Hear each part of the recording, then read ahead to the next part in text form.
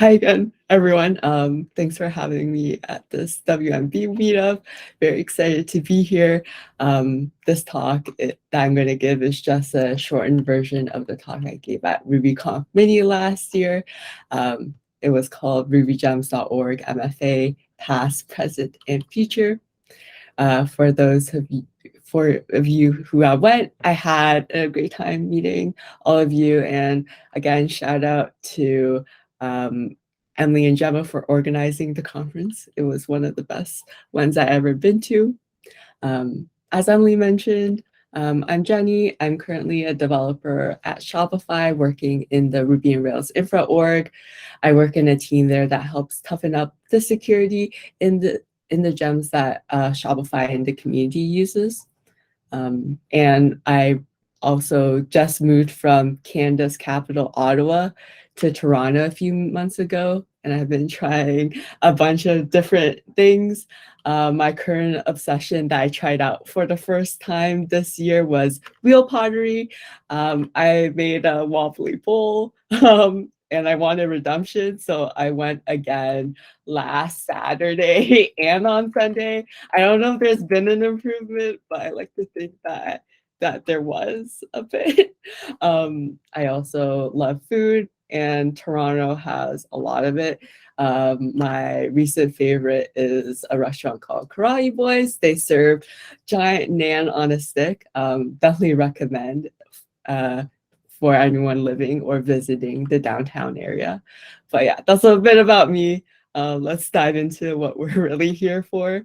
So last year, RubyGems announced that they're requiring gem owners of popular gems to enable multi-factor authentication. The team that I'm part of helped create this change. So today I'll be going through why the policy is important and why is MFA important, how the policy got implemented, and going through the process of as someone new to the open source community, and a bit about what's next for securing our gems. To start, feel free to do some reactions if you ever heard of the term goiter and know what it is. I'll give a second for people to react or not react. Okay, there's some thinking emojis, there's some hands. For those who don't know, goiter is a condition that makes your thyroid gland abnormally large, what makes your neck appear swollen. The common cause of this is iodine deficiency. And up until the past century, iodine deficiency was a global public health issue. In ancient times, the treatment for goiter was consuming seaweed or sea sponge. And it wasn't until the 19th century that the element iodine was discovered and found to be the cure for goiter. It was then found that iodizing salt was an effective way to add iodine to people's regular diets. 120 countries have made iodization of salt mandatory, and currently areas that implemented a policy like Canada have removed the need to monitor iodine levels, as it removed so much of the risk. You may be asking, okay, why is Jenny talking about goiter, or she was supposed to talk about MFA? Well, there are many similarities between salt iodization and MFA. There's an exponential increase in software supply chain attacks over the past few years. And it's reported that there's a 742% increase in supply chain attacks year over year in the past 3 years. For those who don't know, a supply chain attack is when a malicious actor tries to sneak in by attacking any component involved in developing an application. This can include something like pushing malicious code to main without any reviews, somehow inserting malicious code in CNI or deployment infrastructure, or an open source package or gem, which we're most interested in. The second most common attack on dependencies is account takeovers. So if a malicious actor gets a hold of your RubyGems account, they can grab your gem, insert malicious code and release a new bad version of the gem. And anyone that installs this version would be compromised. An example of a gem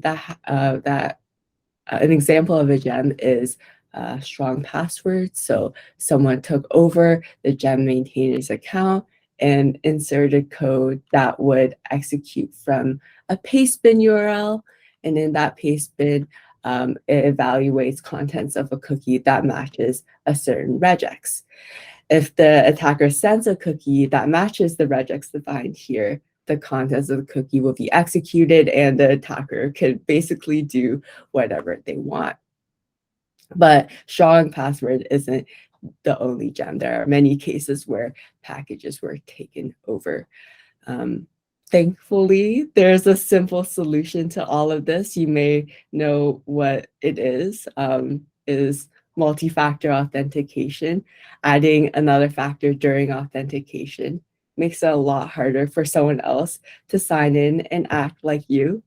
And now that you know a little bit about supply chain attacks and account takeovers, I mentioned that there's many similarities between goiters and these takeovers. Well, what are they? They are both a widespread problem. ID deficiency was a global public health issue, and supply chain attacks are a growing issue in the world of software. For both instances, there's an effective and simple preventative measure, SAL iodization and multi-factor authentication. Though for both of these countermeasures, this requires changes from a certain group of people. Producers of salt must spend money to buy equipment, hire staff, and materials, while for MFA, package maintainers need to spend more time to publish and maintain their gems with MFA, which can be burdensome. So why implement laws to force salt iodization and create a policy to require MFA? While the cost to prevent these issues is significantly smaller than the cost to deal with them. When people get sick due to being iodine deficient, they need to seek medical help, which is costly. When malicious package versions are released, time and effort needs to be spent on removing the gem, and consumers must try to assess and revert all the damage that has been done. So hopefully I convinced you the importance of MFA to prevent account takeover attacks in our gems. So let's get into how this process of getting this policy in. My team saw MFA as an area of improvement for our gem ecosystem, but we never really worked in RubyGems before. Something felt off in going in and suggesting a pretty major change when we didn't know how do you exactly push a gem and how MFA really works in RubyGems, how the code bases work, and who was maintaining the project. The first bit of time was just learning about those things. We tried to publish a gem like how a gem maintainer would using documentation. To create a gem, you can run bundle gem, which would create a scaffolded gem for you. Then once you're finished building your gem, you can run gem build, which would package up all the contents of your gem and add metadata to it. And it'll create a little gem file for you. If you decompress this file, it has compressed files of the contents of your gem and some metadata. Once you have the package gem, you can run gem push to send that package file to rubygems.org. So now that we learned how to publish a gem, the next step was figuring out how MFA affects this process. So, that's how that's the command that you run to publish a gem. RubyGems currently has MFA in the form of time-based one-time passcodes, which you can use an authenticator app like Google Authenticator or Authy on your phone. And once enabled, you can MFA when you log into the web. To run gem push, maintainers are required to sign into the command line first by running gem sign-in, which you can MFA. This produces an API key that gets stored in your computer, so you can use to authenticate yourself. And an attacker can't sign in unless they MFA. When you decide to publish your gem by running gem push, you also may be required to MFA for that action as well. If an attacker gets a hold of one of your API keys that you use to sign in, they still can't really publish your gem without MFA. I did say may, since users have the option to turn that off by downgrading their MFA level to UI and gem sign-in, because maintainers might use an automated system or script like GitHub Actions to publish gems, and requiring MFA would, enabling MFA would break that workflow. Now that we know a little bit about how gem publishing works, still really don't know what's in the code base. The best way to learn about a code base is to contribute to it through making small improvements from tinkering around and learning about the application. We got to learn how to set up RubyGems locally and see how the application is organized. Thankfully, RubyGems.org is a Rails app, so it was nice to onboard since Rails is nice, and I've been comfortable contributing to Rails. Through opening a few PRs, I got to interact with the maintainers of RubyGems.org, and they suggested issues that were more high priority, which I can also contribute to. This part was a bit nerve-wracking to me since I was interacting with people that I don't work with on a daily basis, and everything was kind of public. But it got better with time, since the maintainers were really nice and helpful. And yeah, and through getting our feet wet, we stumbled upon the RFC repo, which is a repo to propose substantial changes to the platform.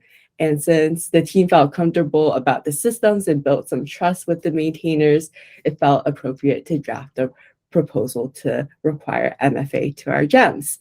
For RubyGems, they outlined the process, which allows you to share some of the motivation, give you a guide-level explanation, and technical changes required, which you can see right in the reference level explanation.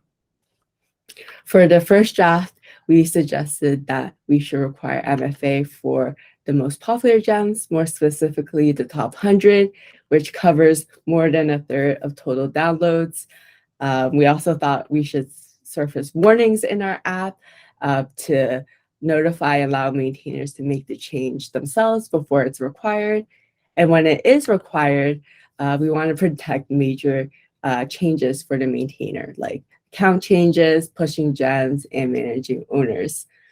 With that behavior decided, we drafted an RSC and created a prototype to show what kind of changes is required, which was really helpful for the maintainers.